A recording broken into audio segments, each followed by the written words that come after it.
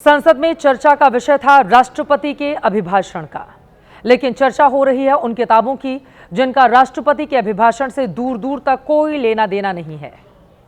वैसे शुरुआत 2 फरवरी को हुई जब राहुल गांधी ने जनरल नरवणे की किताब का जिक्र किया तो रक्षा मंत्री और गृह मंत्री ने इसका जबरदस्त विरोध किया था, लेकिन राहुल गांधी उस किताबी बात पर टिके रहे, अटके रहे। ऐसे में सत्ता पक्ष की ओर से शोरगुल का दौर जारी रहा। 3 फरवरी को हंगामा इतना बढ़ गया कि विपक्ष के 8 सांसदों को पूरे बजट सत्र के लिए निलंबित कर दिया गया। आज यानी 4 फरवरी को भी हंगामे का सिलसिला जारी रहा, यहां तक कि प्रधानमंत्री भी नहीं बोल पाए। जरा सोचिए, 5 बजे उनके बोलने का समय मुकर्रर किया गया था, लेकिन प्रधानमंत्री हंगामे की वजह से नहीं बोल पाए।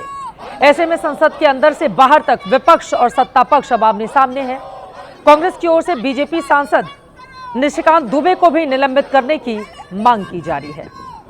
जब चाहे किसी को खड़ा कर देंगे और वो जो चाहे कह सकता है, लेकिन हम एलओपी को नहीं बोलने देंगे। ये बिल्कुल हमारे बर्दाश्त के बाहर है। हम समय व्यर्थ करने के लिए यहाँ नहीं आए हैं। हम यहाँ इसलिए खड़े हैं कि उनकी आवाज़ उठाएं, और हम उनकी आवाज़ उठाएंगे।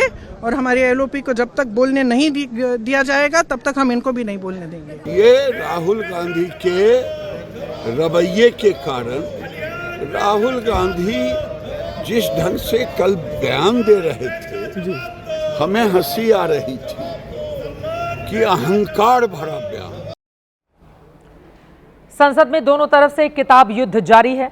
अब सवाल यह है कि संसद के अंदर किताबों, अखबारों या फिर किसी दस्तावेज के जिक्र को लेकर संसदीय नियम क्या कहते हैं।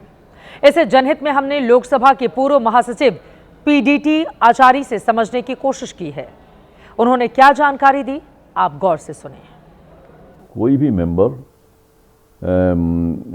किसी किताब, आर्टिकल या न्यूज़पेपर नहीं पढ़ेंगे जिसका हाउस के बिजनेस के साथ कोई ताल्लुक नहीं है।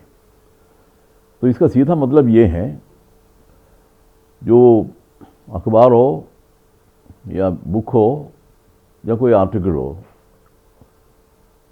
जिसका बिजनेस के साथ ताल्लुक है तो वो रेज कर सकते हैं। इसका मतलब तो यही है। अगर स्पीकर रूलिंग देते हैं कि नहीं हो सकता तो उसके बाद तो फिर कुछ नहीं हो सकता। तो एक तरह से फाइनलिटी होती है। स्पीकर का जो रूलिंग है उसको चैलेंज नहीं किया जा सकता।